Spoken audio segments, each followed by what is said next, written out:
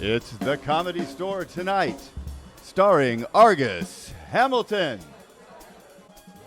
With tonight's guests, Bobby Lee, Jade, Catta-Pretta.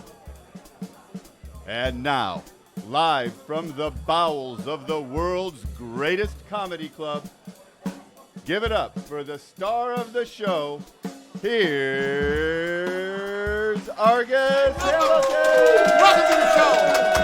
Welcome to the Comedy Store tonight, ladies and gentlemen. We've got a great crowd with us tonight. Glad you're with us too. And we talk about the news first. Ominous news. Sorry to open with this, but Justin Bieber is applying for U.S. citizenship.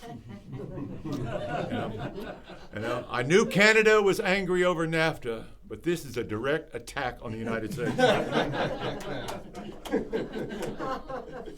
Now this is odd. America's hugest sugar dealer, Coca-Cola, just had a huge announcement this week. They are in talks with a Canadian company to infuse Coca-Cola with marijuana. Ooh. Oh, yes. Wow. You know, Coca-Cola used to have cocaine in it, and now it's mostly weed.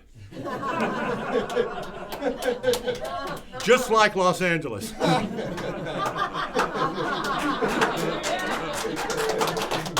Meanwhile, this is funny. The Christian Science Monitor says that real estate developers and bankers are putting together a brand new chain of religious retail outlets across the South.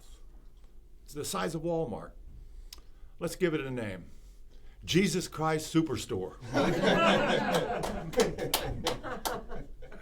Meanwhile, listen to this. A swimmer in Massachusetts was killed by a shark this week. Tragic story. The 26-year-old was on his boogie board when he was attacked and killed by a great white shark. The shark will not be charged, though, in the death due to the ocean's strict tread your water laws, which states you do not need to swim away if you are a shark. And by the way, 20 years ago in Hawaii, I was attacked by a shark off Honolulu, and I learned one thing. Did you know that adrenaline is brown? Anyway, a postal worker in Wisconsin, was caught last week stealing thousands of dollars of money out of customers' envelopes. But you know, today with all this ID theft and cybercrime out there, it's just nice to see someone keep it old school. Now this is some social news. Pro golfer Tad Fujikawa became the first PGA member in history to come out as gay this week, and it's long overdue. Golf was invented so that two men could go for a walk in the woods together without people talking. And a newspaper, the South China Morning Post, this is big news, announced last week China has banned hip-hop. That's right, hip-hop. Wasn't he the cook on Bonanza?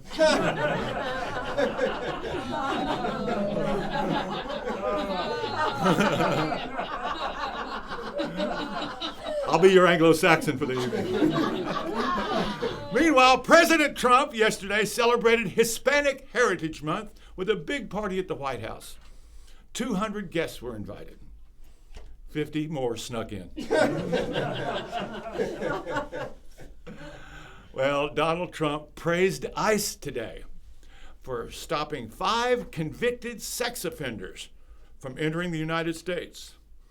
Meanwhile, the top 5 jobs are still vacant at CBS. 53-year-old Supreme Court nominee Brett Kavanaugh's nomination is in trouble. His past is starting to catch up with him. CNN just reported that he kicked a pregnant woman in the belly 53 years ago.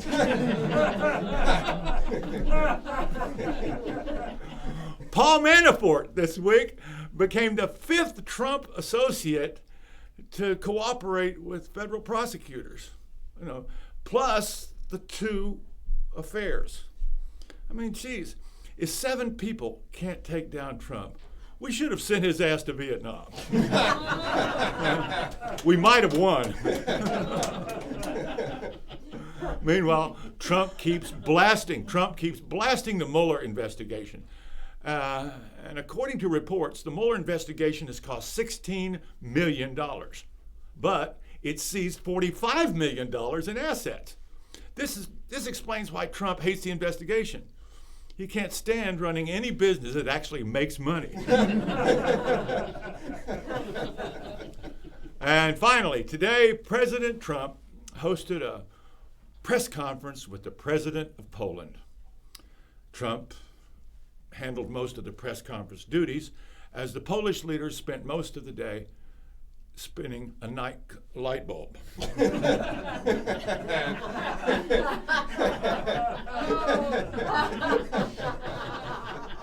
Guys, I'm going to need some more people to help me here. We got a great show today with Jade, Catta-Pretta, and Bobby Lee. Thank you. A great crowd, and we'll be right back.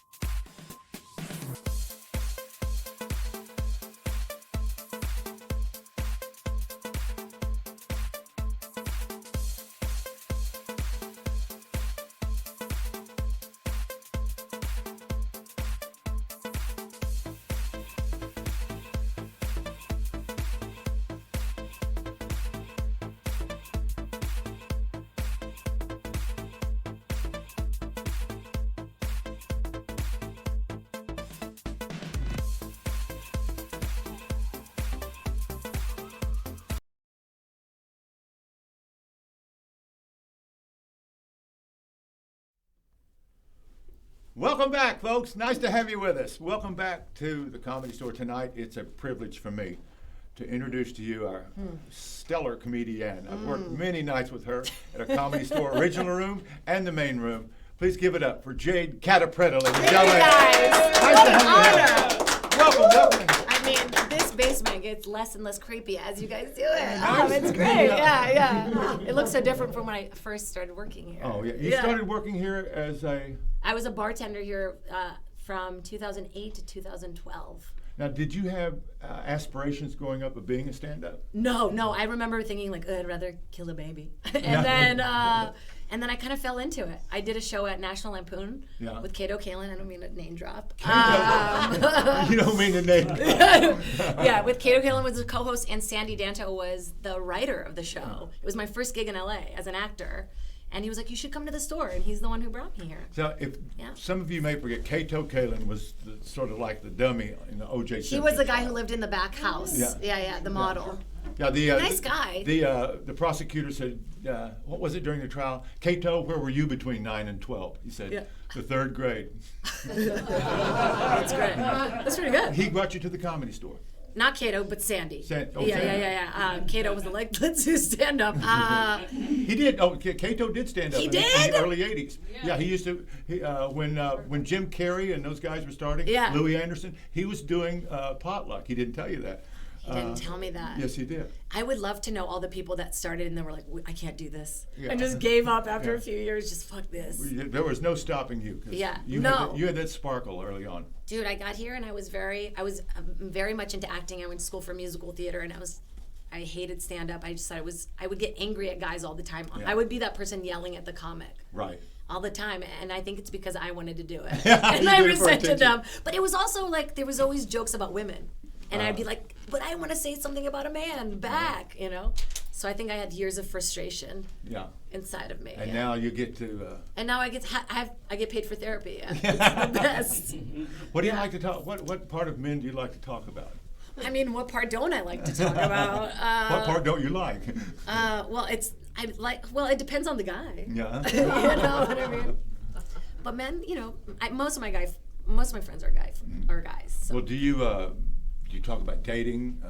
Yeah, I talk a little bit about dating. I was in a long relationship, so now that's where I am. Yeah. Did you used to talk about more personal stuff in your stand-up? No, I always talk about the news because I have no personal life hardly at all. Now I'm dating a millennial, No way. Yeah. How old is she? Yeah. Give it up for that, you guys. Well, she made me get a smartphone. And That's and amazing. That's a start. So she could track you. Yeah. Yeah. Where does she Is think that you are? why? She's like, is he at the Improv or the Laugh Factory was- tonight or at the Comedy Store? I was going to get along my entire life without one. Yeah. And not have the I miss a addiction flip on my phone. hands. But now, Yeah. if she doesn't answer my text within 5 minutes, I want to kill myself. Oh no, you're a millennial. Yep, Yeah. you're turning into one. Yeah, I tell the kids today, be sure before you get married, okay? Be sure you look. Is this the person you want to spend the rest of your life looking at their phone? Looking at looking at them, looking at their phone. Yeah, it's hard with phone stuff lately. I'm very addicted to my phone. Well, so you started out doing stand-up in 2012. 2008. 2008. Yeah, when I started working here is when I started. Oh, really? Yeah, like within a week I did Crazy Cindy. Remember her show in the Belly Room? Sure. Yeah, I remember how the mic used to smell so bad during those shows. I don't know why, but yeah, I started in that, and then you do it once and it's so great, and then you're addicted. Yeah, exactly. For 5 years it sucks, and then it's good again after 6 or But 7. it's like Blow. The first one's free. It's so free, and then it costs your entire fucking life. The rest of it. That's stand up in a nutshell. Literally. Stand up in a nutshell. Yeah, but I've been loving. I just told you I just went back to Brazil and I'm doing stand up there now. So it's opened up this entire new universe of me liking stand up again. And Do you perform in Portuguese? in Portuguese, yeah. Really? Yeah, so I went in December to film a documentary that I'm trying to sell now, and I thought I would just do it and see film the experience and just kind of talk about it and grow from it. And then I got addicted to trying it in Portuguese and kind of winning that audience over and kind of finding what I could do with my limited Portuguese. And then I sort of got it by the end. After 9 shows, I was like, oh, I got it. Like I got them to laugh through the whole show. You're able to think and pause in Portuguese? Yeah, and then I've gone twice. And then this last trip I just got back 2 days ago, I was like riffing with the audience. Like somebody said something to me and I shut them down kind of in Portuguese, and it was just like every little thing is such an achievement, you know? And it's kind of making me love it again, because I was, you get stuck sometimes, Well, they have comedy clubs in Rio? Yeah, they have one in Rio that's small, but they don't have a club in Rio. They have spots at like bars and restaurants. And in Sao Paulo, they have a big club that's owned by Rafinha Bastos, who's here now in America trying it out for the first time in English. Wonderful. And so you're doing Portuguese in Brazil, and aren't you going to Australia pretty soon? Yeah, and I went Brazil, Lebanon, and then Montreal, and then back to LA, and then now I'm going to Australia. Is Lebanon safe now? We did a comedy show there. Yeah. We did 6 comedy shows there, actually. 4, maybe 4. I forget how many shows, but we did a bunch of shows there, and it was me, Harlan Williams, and Jamie Kennedy in Lebanon. Yeah. You bomb in Lebanon, they say again. Yeah, we're like, life is already horrible. No, but it's gorgeous there, and everyone's beautiful, and they really they were great audiences. It felt like real shows. They did a really good job. In English? In English, yeah. Wow. I couldn't do it in Arabic or French. That's Portuguese not big in Lebanon. Yeah. Do you know what the word for dick is in Arabic? No, what is it? I think it's air. Really? Yeah, like the thing you need to breathe. So when you're gasping, like to stay alive. So half of West Hollywood is gasping for air right Just now. I got you. All right. Okay. It's true. So you're going to Australia. What cities are you going to perform there? I'm going to be mostly in Sydney at the Comedy Store, and then I'm going to be in Enmore Comedy Club and some other places around there. But yeah, I have all my dates on all my platforms.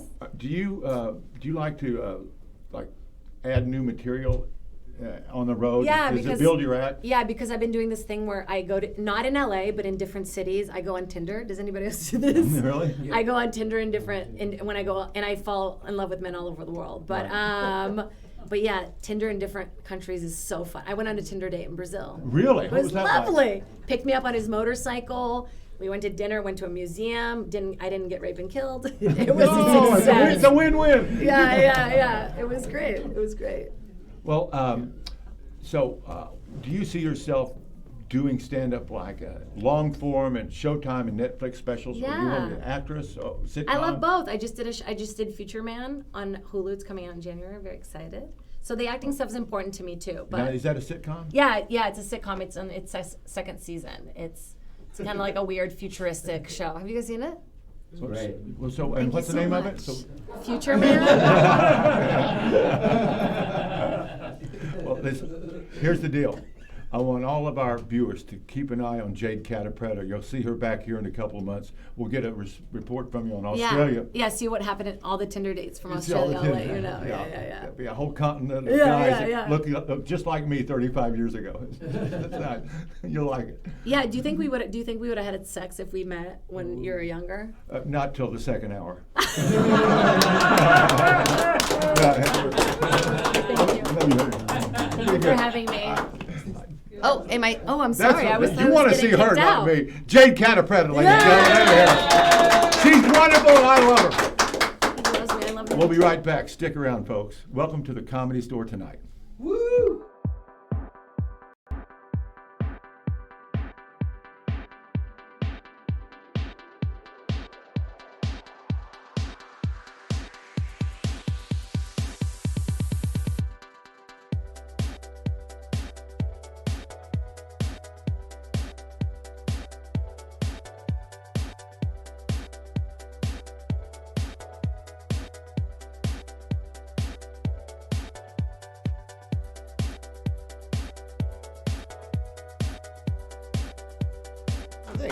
What? Splitting up together. It's on ABC. We're live. Vape play? Are we allowed to vape? You can vape. We're back. Ladies and gentlemen, it is a real thrill to bring out the guy we discovered in La Jolla about 20 years ago. Mitzi's favorite, ladies and gentlemen. Bobby Lee, ladies and gentlemen. Bobby! What's up, Argus? Uncle Argus is here, man. That's great. Look, Thanks for inviting me. nice to have you here. I was walking through the main room Sunday night. Yeah. Jam-packed crowd. Holy moly. You were just destroying them, Oh, Bobby. I was doing comedy? Yeah. Oh, that's great. Well, I tell jokes and then they laugh and then, I can't, I have a girlfriend, so I can't, slam anybody in there. But you know what? I make eye contact, you know what I mean? And there's like connection and stuff, so it's cool, man. You were really destroying them. Thank you, man. You know, Bobby first gained fame through Mad TV, and That was a long time ago, and you started doing variety shows. well, you and sketches. I met when I was in La Jolla. I was a doorman. Yeah. Do you remember that? Well, under Fred. Under Fred Burns Yeah. and Ron Clark, and they both passed. You know Yeah. that. We love Fred. We love Fred, but Fred was so hip. But anyway, and then I was a doorman there, and I met Argus, and he was very supportive and very kind, and I appreciate it. And then I moved to LA, and I was struggling for a couple years, and then Papa started killing it. Thank you. I started killing it. Yeah. Well, Hollywood life. Well, I remember specifically, it was like 1997. You Yeah. were getting started talking about your father in your act. Oh, Mitzi yeah. came down to start a temporarily new club Yeah. in La Jolla. Oh, I remember that. Yeah. And I helped move. I helped move it. Yeah, Yeah. and she saw you on stage and just fell in love with your act. Man. She thought Thank you. were Your the- lips are the same color of your skin, like the blends. It's great. I like it. You want to go camping? No, next I don't want to weekend? camp. I don't want to camp with you, but usually there's a little division, but there is not with you. Yeah. But it's okay. I like it anyway. Nonetheless, I've always liked you. Have you ever had a better room than the Comedy Store La Jolla? That's probably one of the top three. La Jolla, Ice House in the main room is pretty good, and then sometimes the Laugh Factory be okay, but the Comedy Store La Jolla, the showroom is the best probably showroom you can do. You know. Are you working much road right now? No, because I'm on a television sitcom. I'm fourth or fifth lead. I can't tell. I'm number 4 on the call sheet. And thank you. And it's on ABC. And it has Jenna Fisher from The Office. Kate Hudson's brother, Oliver Hudson, is the second star. And then my Asian wife is in it, and I'm in it too. It's gonna be great. No, it's second season though. Second season, and it's pretty cool, man. You enjoying it? Well, you know what it is? I hate the road so much that like you need a separation there. Because for years I was just doing the road, and then you feel like you're not making it in the business, right? And you turn on the TV, see your friends on TV. Yeah.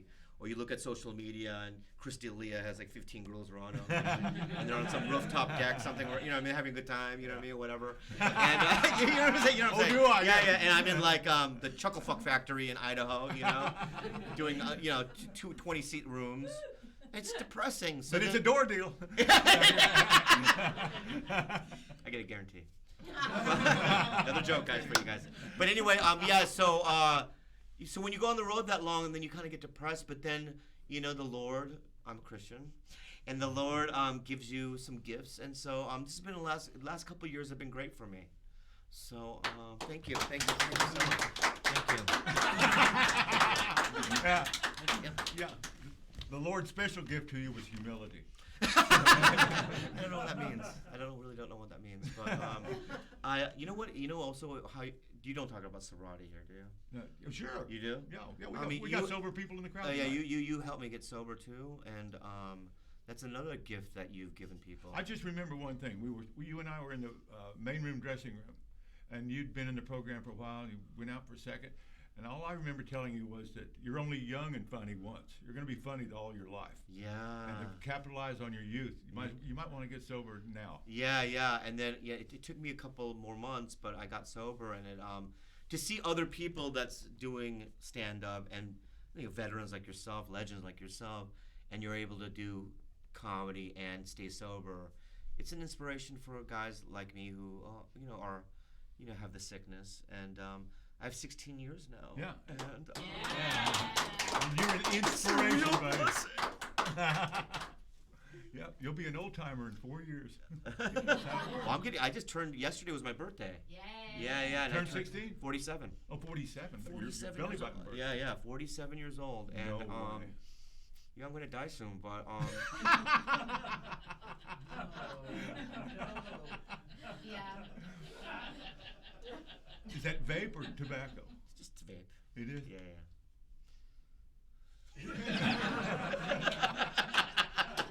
I love this guy. I was hoping for a contact high, but it's steam. Yeah, I love this guy a lot, man. Argus, another thing that you do is that you inspire us. You've never quit. Ever since I've been at the Comedy Store, you've always been here. You've always gone up, and it's also an inspiration to us younger guys that you're a role model in that way as well. Well, I love the kids. I learn from them. You stay young by being around young people. You'll find the same thing. Yeah. It's great. You never have to grow up here. All you have to do is kill crowds and love everybody. I know. Do you like that? Do you like that the Comedy Store has changed? Yes, I do. Remember, you were around when I was around back in the 90s, and it was really bad here, remember? There weren't enough Generation Xers to fill the nightclubs back then. The baby boomers all got real estate and families. The and lineup stopped going sucked. to The nightclubs. lineup sucked. Yeah. There weren't enough of them. The lineups are terrible. I blame it on the population. I know, it's not the population. Maybe it is. Maybe it's a combination, but I think that the lineups are strong now, which is also, you got to have relevant people, and we have that now. And we're still on the lineup, so that says a lot about us. Yeah. That we're survivors, and I think it's great. The little boom that's here happening. Yeah. Well, you talk about change. This very studio down here used to have a couch and a coffee table, and Biff Maynard was the marshal of the basement, and he got free blow for emceeing the door. Wait. This used to be a room where people partied? It's where people partied. Oh, I did not know that. Yeah, this was the party room down here. Really? Mitzi kept all of the T-shirts and stuff stored over in this area where the little technical room is. And this was where everybody came downstairs to party. Wow. Because when I came to LA, this was just a storage room. Yeah, well, from about 76 till Belushi died, this was where we partied. Whoa. And Mitzi laid down the law. Did you do a lot of cocaine with Belushi? Not Belushi. Belushi stuck with the improv actors. Oh, he did? I stuck with the the so he was comics. kind of hoity-toity? Yeah. Well, I was emceeing the night that Sandra Bernhardt was auditioning for The King of Comedy. Yeah. Oh, wow, I love that movie. Mitzi wanted it all set up just perfectly for Sandra. Yeah. Because De Niro, Belushi, and Robin were coming over to watch her to see if she would get the role. Whoa. So Sandra Bernhardt had always worked very, very late at night with Paul Mooney. Okay. I love Paul, yes. And so this was the one night that Sandra got a 10:15 right after my 10 o'clock MC spot. So that's a prime spot. To set it right up for her. Yeah. And sure enough, she went out and just destroyed. She did. She got the role on it.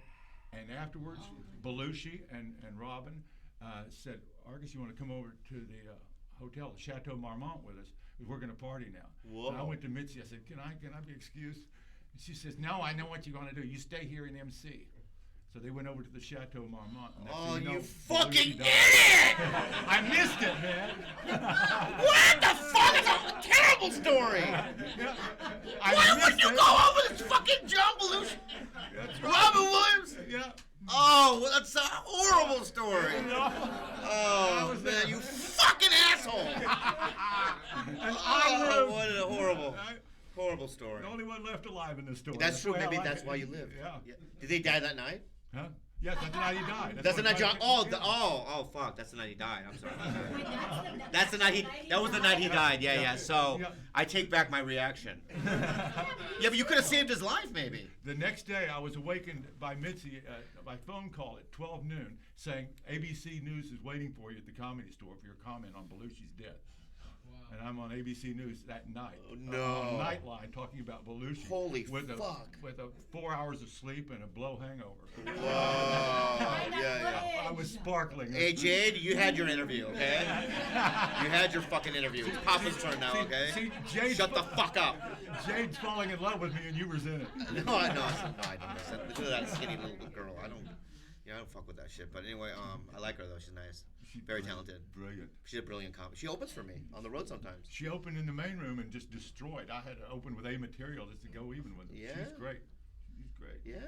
But I saw you murdering Sunday night. What was that show in the main room? I don't remember. It was like some sort of benefit show, and then you said that I murdered, You and were- I didn't really like it. But thank you. No. I was watching every sentence they had. I mean, Oh, it was one of those man. crowds.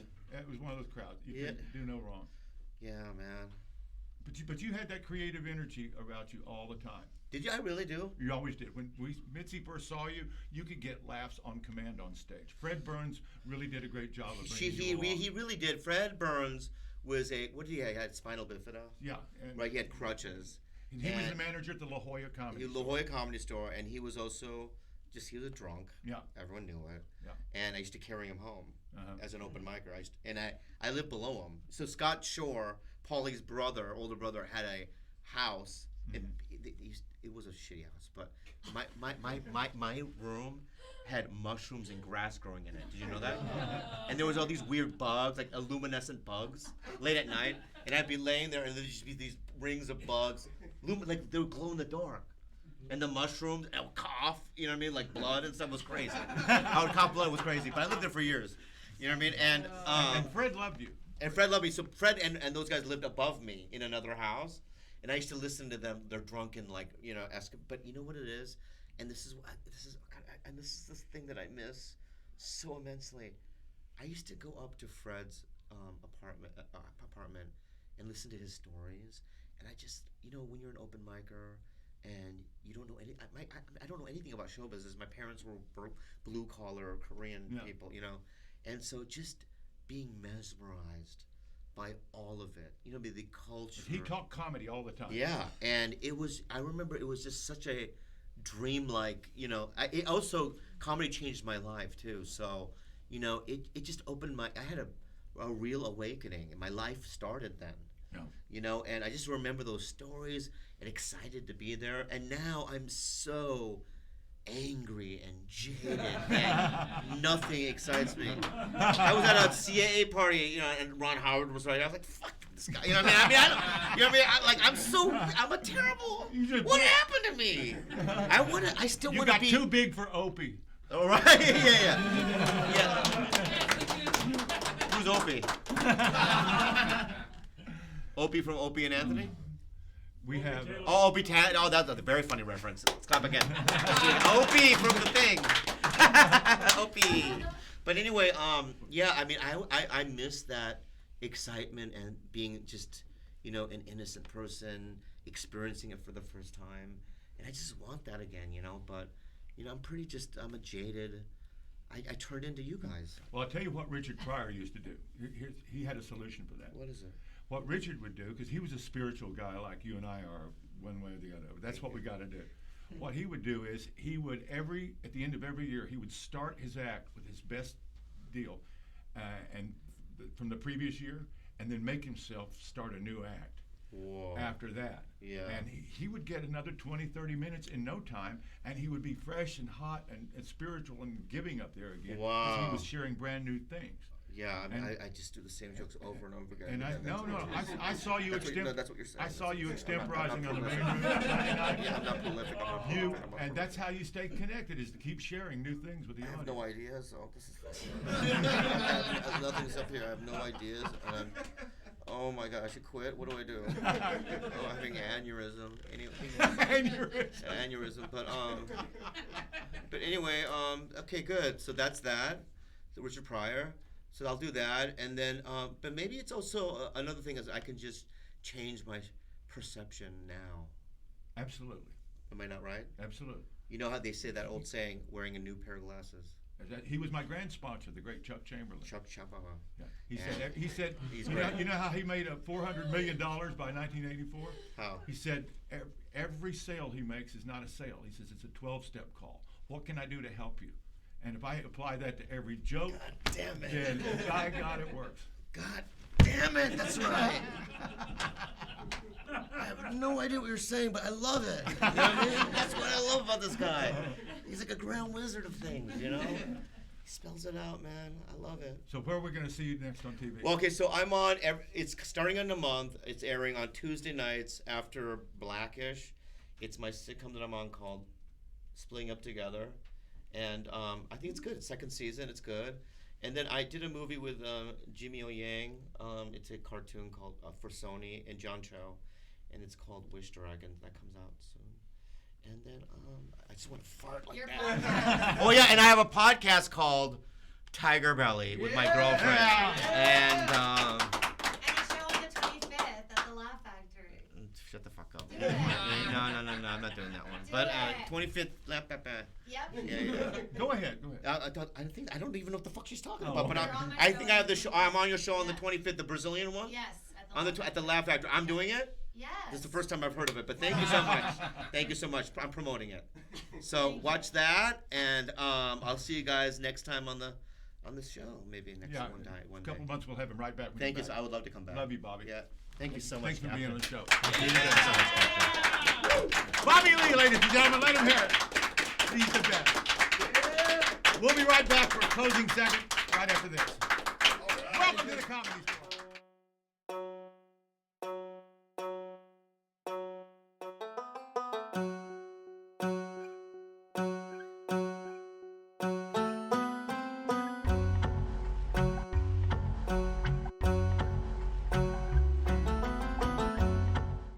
Welcome back, and we're so glad you were with us tonight. I want to have a special thanks to our crew, our writers, Bobby Lee, Jade, Catta-Pretta, fantastic show.